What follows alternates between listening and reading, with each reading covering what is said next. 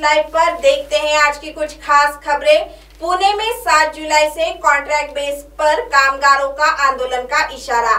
महाराष्ट्र में महावितरण कंपनी में contract base पर कामगार होने के बावजूद महावितरण कंपनी की ओर से भर्ती प्रक्रिया शुरू की है। ऐसे में महावितरण, महापारेषण और महानिर्मिती कंपनी के कामगारों ने महाराष्ट्र शासन, ऊर्जा मंत्री और प्रशासन को नोटिस भेजी थी। इस नोटिस का जवाब न देते हुए उल्टा महावितरण कंपनी ने भर्ती प्रक्रिया शुरू कर दी। इस भर्ती प्रक्रिया के खिलाफ पुणे के सेनापति बापट रोड पर स्थित प्रकाश भवन कार्यालय के आगे महाराष्ट्र बिजली कंत्राटी कामगार संघ की ओर से टॉल बजाकर शासन और प्रशासन निषेध कर आंदोलन शुरू किया गया है। निलेश खरात, अध्यक्ष महाराष्ट्र वीज कंत्राटी कामगार संघ, या ठिकाणी महावितरण कंपनीमध्ये भरती प्रक्रिया राबवण्यात आलेली आहे।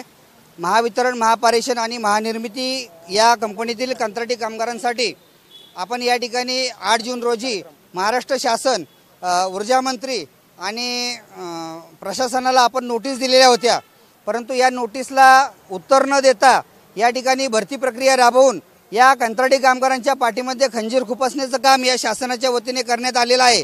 त्याच्या निषेधार्थ आज आम्ही या पांडुरंगाला साकडं घालतोय।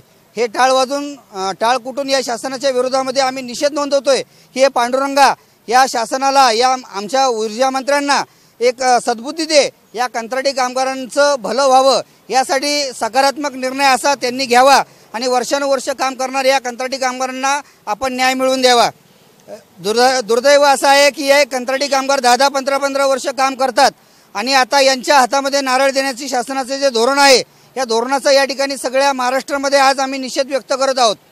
परप्रांतीय लोक मेले तर त्यांना रेल्वेखाली मेल्यानंतर 5-5 लाख रुपये दिले जातात, परंतु आमचे 13 कंत्राटी कामगार मेलेत, 14-15 कामगार जायबंदी झालेले आहेत। त्यांना देण्यासाठी, पैसा देण्यासाठी या शासनाकडे निधी नाहीये। ही दुर्दैवाची गोष्ट आहे। या अशा प्रकारे हे कंत्राटी कामगार आहेत, यांना सामावून घ्यावं, यांना आरक्षण द्यावं, ही आमचे महाराष्ट्र वीज कंत्राटी कामगार संघाची मागणी आहे।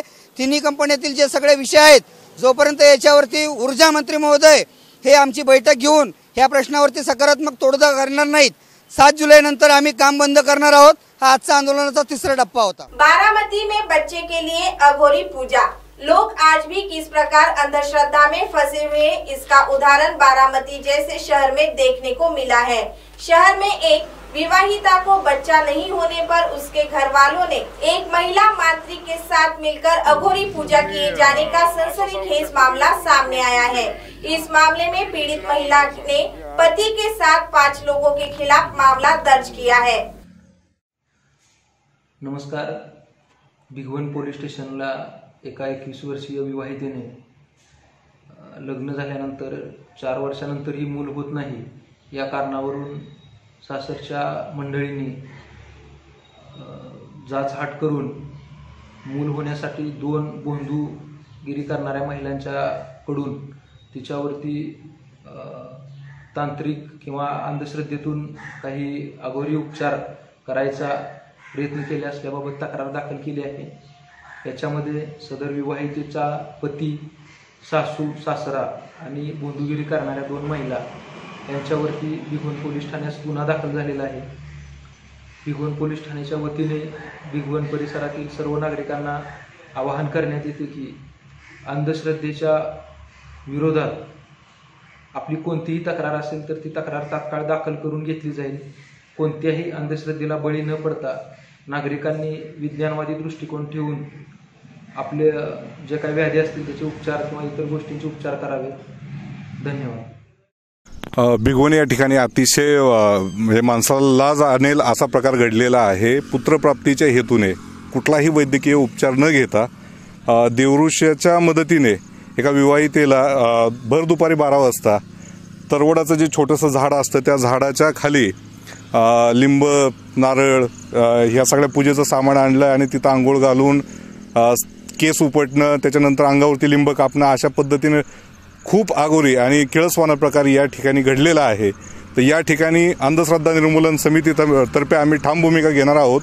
भिगवण पोलीस स्टेशनमध्ये गुन्हा दाखल झाला आहे, परंतु आम्ही संघटनेच्या मार्फत याचा पूर्ण पाठपुरावा करू आणि जे दोषी असतील त्यांना कठोरात कठोर शिक्षा व्हावी, त्यांच्यावर कारवाई व्हावी ही मागणी आम्ही लावून धरणार आहोत। धुले में देसी कट्टे के साथ युवक गिरफ्तार। धुले शहर के देवपुरी जीटीपी स्टॉप के परिसर में संदेह की स्थिति में भटकने वाले एक युवक को रात 12 बजे पुलिस ने गिरफ्तार किया है। युवक के पास से एक देसी रिवॉल्वर के साथ जिंदा कारतूस बरामद किए गए हैं।